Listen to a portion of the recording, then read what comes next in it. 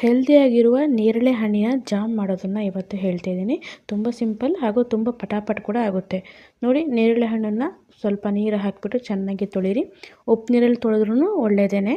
ನೋಡಿ, ತೊಳೆದಾದ್ಮೇಲೆ ಇದನ್ನು ಒಂದು ಪ್ಲೇಟಲ್ಲಿ ಇಟ್ಕೊಂಡಿದ್ದೀನಿ. ಜೊತೆಗೆ ಇಲ್ಲಿ ಒಂದು ಚಾಕು ಸಹಾಯದಿಂದ ಈ ನೇರಳೆ ಹಣ್ಣಿನ ಬೀಜನ ಸಪ್ರೇಟ್ ಮಾಡ್ಕೊಳ್ಳಿ. ಅಂದರೆ ಹಣ್ಣೆಲ್ಲ ಒಂದು ಕಡೆ, ಬೀಜ ಒಂದು ಕಡೆ ಮಾಡ್ಕೊಳ್ಳಿ. ಈ ರೀತಿಯಾಗಿ ನೋಡಿ, ಎಲ್ಲರನ್ನೂ ಇದೇ ರೀತಿಯಾಗಿ ಮಾಡ್ಕೊಂಬರ್ತೀನಿ.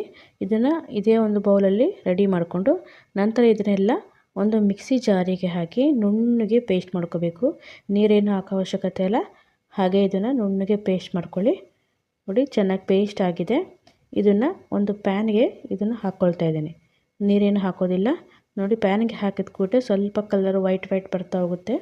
ಆವಾಗ ಸ್ವಲ್ಪ ಬಬಲ್ಸ್ ಬರೋಕ್ಕೆ ಸ್ಟಾರ್ಟ್ ಆದಮೇಲೆ ಇದಕ್ಕೆ ನಾನು ಬೆಲ್ಲನ ಹಾಕ್ತಾಯಿದ್ದೀನಿ. ನೀವು ಬೆಲ್ಲ ಬೇಡ ಅನ್ನೋರು ಸಕ್ಕರೆ ಹಾಕ್ಕೋಬೋದು. ಸಕ್ಕರೆಯಲ್ಲಿ ಇನ್ನೂ ಶೈನಿಂಗ್ ಕಲರ್ ಬರುತ್ತೆ. ಬೆಲ್ಲದಲ್ಲಿ ಸ್ವಲ್ಪ ಡಾರ್ಕ್ ಕಲರ್ ಬರುತ್ತೆ. ನೋಡಿ, ಬೆಲ್ಲ ಹಾಕಿದ್ಮೇಲೆ ಕಲರ್ ಕೂಡ ಚೇಂಜ್ ಆಗ್ತಾಯಿದೆ. ನೋಡಿ, ಈ ರೀತಿಯಾಗಿ ಫುಲ್ಲು ಡಾರ್ಕ್ ಕಲರ್ ಬರಬೇಕು. ಈ ರೀತಿ ನಾವು ಸಣ್ಣ ಉರಿಯಲ್ಲಿ ಇದನ್ನು ಮಾಡ್ಕೋಬೇಕು.